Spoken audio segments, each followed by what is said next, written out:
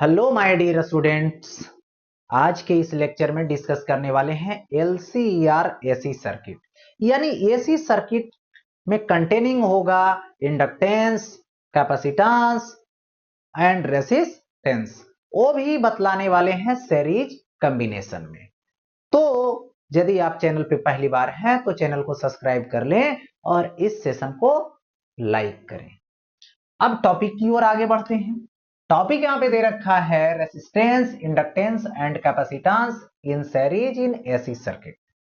यानी मुझे 3 एलिमेंट लेनी है, जिसको मैंने पार्ट बाय पार्ट भी डिस्कस कर रखा है पीछे लेक्चर्स में। तो देखिए यहां पर क्या करनी है, स्टार्टिंग में मुझे सपोज करूं कि यहां पर हमने इंडक्टर ले रखा है, तो ये हो गया एल। फिर मैंने इसी के साथ सीरीज कॉम्बिनेशन में कैपेसिटर अटैच कर दिया, कैपेसिटी हुई सी। और फिर मैंने रेसिस्टर अटैच कर दिया, रेसिस्टेंस हुई आर। ओके।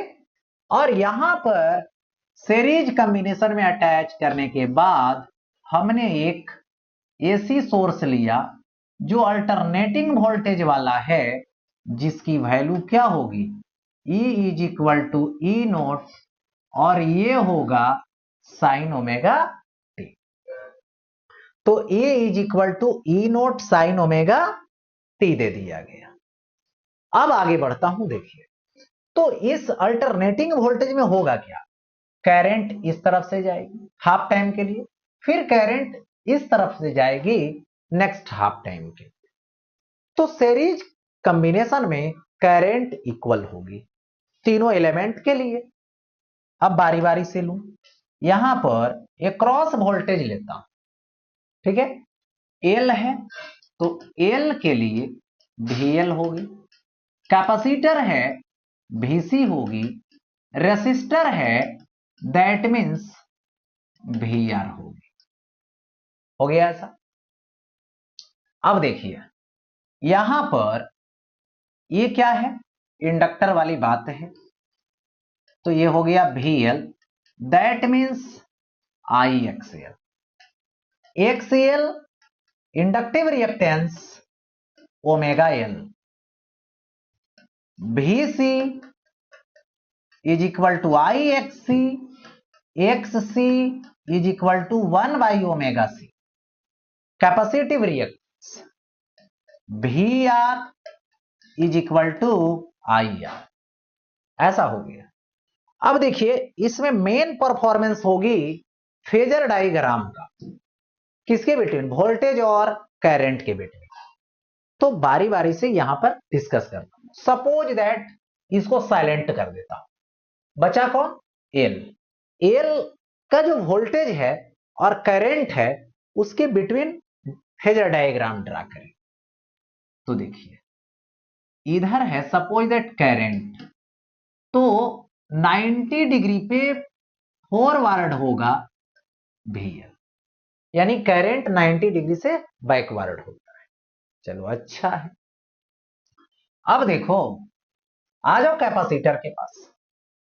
कैपेसिटर की वोल्टेज जो होगी, अल्टरनेटिंग वोल्टेज जब लिया जाएगा तो इसका बैकवर्ड हो जाएगा 90 डिग्री से, करंट फॉरवर्ड हो जाएगा। तो इसका फेजर डायग्राम अटैच करूंगा इसी के साथ, तो इस तरीके से होगा। अब थर्ड आया कौन, रेसिस्टर। रेसिस्टर की जो वोल्टेज होगी और करंट होगी वो क्या होता है, सेम फेज में होता है, तो यही क्या हो जाएगा, इसी के तरफ VR हो जाएगी और ये I हो जाएगा। चलिए डायग्राम बन गया, फेजर डायग्राम। VR और I 0 डिग्री पर, I और VL 90 डिग्री पर, VC और I 90 डिग्री पर, बट फंक्शन ये है VL से बैकवर्ड, VC से फॉरवर्ड करंट लीड किया है और उससे लैग किया है। चलिए अब यहां पे अब सिचुएशन क्रिएट होती है। तो यहां पर देखिए सबसे पहले बता दूं कि जो VC है क्या मैं इसको IXC लिख सकता हूं, VL है क्या मैं इसको IXL लिख सकता हूं, हाँ लिख सकता हूं, यहां पे मैंने दे रखा। ठीक है। अब बारी बारी से डिस्कस करूंगा कि XL और XC इक्वल हो सकता है, एक्सएल ग्रेटर हो सकता है, एक्सी ग्रेटर हो सकता है, तो उसके अकॉर्डिंग सिचुएशन क्रिएट होगा और नेट वोल्टेज तब फाइंड किया जाएगा। ठीक है, तो यहां पर कंसीडर कर लूं इफ एक्सएल ग्रेटर देन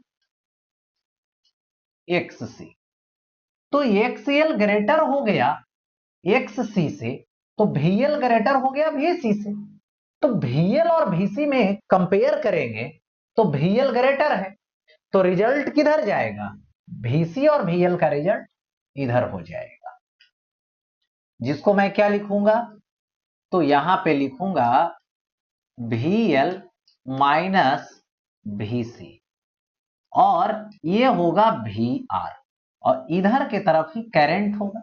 अब एक बात बताइए, ये जो होगा इसको बोला जाएगा कि इंडक्टर वाला सिचुएशन ग्रेटर है, तो इस सर्किट की जो नेचर हो जाएगी वो इंडक्टिव हो जाएगी। ठीक है, सर्किट का नेचर कैसा होगा, इंडक्टिव होगा, और यहां से VR और VL माइनस VC एक दूसरे के 90 डिग्री पर है, तो रिजल्ट इधर होगी और ये फेज डिफरेंस क्या होगा, 5 होगा। चलो अच्छी बात। तो यहां पर सबसे पहले मैं V लिखूंगा और V is equal to VR plus VL minus VC लिखूंगा होल स्क्वायर। अब यहां से V is equal to root over होगी और ये क्या होगा, आई स्क्वायर होगा, आर स्क्वायर होगा, plus I XL I XC, I common कर लूंगा तो I square XL minus XC का होल स्क्वायर हो जाएगा। अब आई स्क्वायर कॉमन कीजिए तो यहां से भी is equal to I common हो जाएगा, रूट ओवर लूंगा तो यहां से आर स्क्वायर होगी प्लस एक्सएल माइनस एक्ससी का होल स्क्वायर। अब यहां से आई डिवीजन में लाऊंगा तो भी बाई आई होगी और यहां से रूट ओवर आएगा, that means R square plus XL minus XC का होल स्क्वायर। भी बाई आई को मैं क्या लिखूंगा, जेड, इसको बोलते हैं इंपीडेंस यानी टोटल रेसिस्टेंस ऑफ सर्किट, क्योंकि टोटल रेसिस्टेंस इस लिहाज से बोलेंगे total voltage by total current, that means equivalent resistance यानी टोटल रेसिस्टेंस। रूट ओवर ले लूंगा तो आर स्क्वायर प्लस एक्सएल मतलब omega L minus 1 by omega C का होल स्क्वायर, ये हो गया यहां पर जेड आ गया, इसको इंपीडेंस बोलूंगा। ओके, और यहां पे एक चीज और बता दूं कि इसका यदि ग्राफ खींचेंगे तो ये हो गया जेड और ये क्या हो गया, यहां पर ओमेगा हो गया। अब देखिए इस समय ओमेगा की एक ऐसी स्पेशल वैल्यू बताऊंगा आगे, जो कि क्या है, दोनों इक्वल होगा ओमेगा एल और 1 बाई ओमेगा सी, तो उस केस में ये 0 हो जाएगा और जेड की मिनिमम वैल्यू होगी उस केस में, और उस केस में जेड की जो मिनिमम वैल्यू होगी वो आर होगी, और इस तरीके से इधर ओमेगा को बढ़ाऊंगा तो जेड बढ़ेगा, ओमेगा को यदि कम करूंगा तो पर भी जेड कम होगा।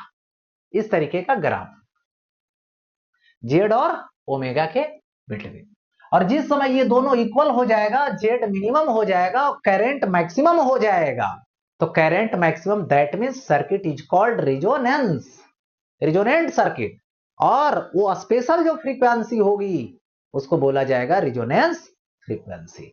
इसकी एक अलग लेक्चर लोड करूंगा, अलग से डिस्कस करूंगा। चलिए यहां तक तो बातें हो गई, अब आते हैं फाई के पास, फेज डिफरेंस, यही है phase difference, that means tan phi is equal to, अभी ये लूंगा परपेंडिकुलर यानी VL minus VC by base लूंगा VR, तो ये हो जाएगा VL minus VC by VR। देखो IXL होगा माइनस IXC होगा बाई IR होगा, आई कॉमन लूंगा कट जाएगा तो ये होगा omega L minus 1 by omega C और बाई आर लिखूंगा। So phi is equal to क्या आएगा, tan इनवर्स ओमेगा एल -1/ओमेगा c और बाई आर हो। तो ये फाई हो गया, और ये जो फाई है वो क्या है, यहां पर करंट और वोल्टेज के बिटवीन है। तो वोल्टेज तो अभी फॉरवर्ड है, करंट बैकवर्ड है, मतलब अभी फाई जो माना जाएगा वो कैसा माना जाएगा, तो नेगेटिव माना जाएगा। ठीक है, नेगेटिव नेचर की माना जाएगा। तो ये हो गया सिचुएशन। अब देखो इसके सिचुएशन को चेंज कर देता हूं। यहां पर इफ एक्स एल को लेस कर देता हूं और एक्स सी ग्रेटर हो गया, तो इस सिचुएशन में सर्किट को बोला जाएगा कैपेसिटिव नेचर वाला। यानी सर्किट की नेचर कैसी होगी, तो कैपेसिटिव होगी। और यहां पर एक्स एल छोटा हो गया, तो अभी अभी जो रिजल्ट आएगा वो ऐसा हो जाएगा, VC माइनस VL, और इधर होगी VR, ओके, और इधर ही होगी करंट। तो नेट वोल्टेज अब इधर आ जाएगा फाई पे, तो वोल्टेज बैक हो गया, लैग्स करने लगा, और करंट लीड करने लगा, किससे, फाई से। तो यहां पे जब रिजल्ट निकालूंगा तो V का, तो यहां से V is equal to root over ये आएगा VR² plus VC minus VL का देखो होल स्क्वायर। तो जब इसको सॉल्व करेंगे और Z फाइंड करेंगे, तो रूट ओवर R² प्लस 1/ओमेगा c माइनस ओमेगा L का होल स्क्वायर हो जाएगा। यानी वही चीज है, बट ओमेगा एल -1/ओमेगा c था, अभी पलट गया। यदि वो ऐसे भी लिख दूंगा और स्क्वायर करूंगा तो नेचर निगेटिव आएगा, सब्ट्रैक्ट करके तो स्क्वायर करूंगा तो पॉजिटिव हो जाएगा, कोई फर्क नहीं पड़ेगा, वैल्यू पे कोई फर्क नहीं पड़ेगा। यहां से फिर आई नोट निकाल लूंगा, और आई नोट क्या हो जाएगा, ई नोट बाई जेड, यानी वो क्या हो जाएगा, पिक करंट। अब देखिए यहां पे बात करता हूं करंट के लिए, तो I is equal to I naught that means peak voltage by impedance sine omega रखूंगा, और ये क्या होगा, फाई दो तरीके का होगा।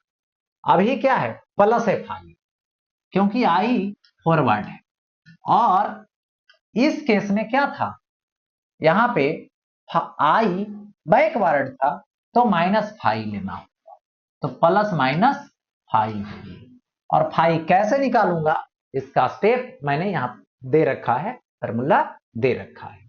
तो इस तरह से आई की क्या हो गई, इक्वेशन हो गई। और यही यदि XL और XC इक्वल हो जाएगा तो सर्किट क्या हो जाएगा, रिजोनेंस हो जाएगा, यानी रेसिस्टेंस मिनिमम हो जाएगी और करंट मैक्सिमम हो जाएगा, जिसका एक स्पेशल अलग लेक्चर दूंगा। और बता दूं कि रिजोनेंस जो पढ़ेंगे उसमें L और C का होना जरूरी है। L और C में कोई एक एब्सेंट रहेगा तो सर्किट रिजोनेंस नहीं हो सकता है। तो ये चीजें आगे हम लोग देखने वाले हैं, आगे इसका क्लास होने वाला है। तो इसी पॉइंट के साथ ये लेक्चर, ये टॉपिक यहीं पे एंड होता है। फिर मिलते हैं नेक्स्ट।